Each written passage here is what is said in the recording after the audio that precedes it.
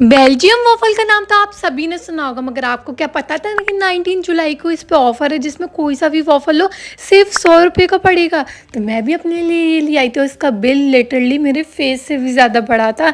मैं एक नहीं, दो नहीं, तीन नहीं, चार नहीं, पाँच पाँच फ्लेवर्स लाई थी, और वो सब मेरे को पड़े थे 100 रुपीज़ ईच में। और भाई मैं सारे ही फ्लेवर्स लेके आई थी, क्योंकि वॉफल मेरा पर्सनली इतना ज़्यादा फेवरेट है और इसका टेस्ट भी इतना नेक्स्ट लेवल था, मज़े ही आ गए थे। तो मिलते हैं अगली वीडियो में, सब्सक्राइब करके जाना, बाय।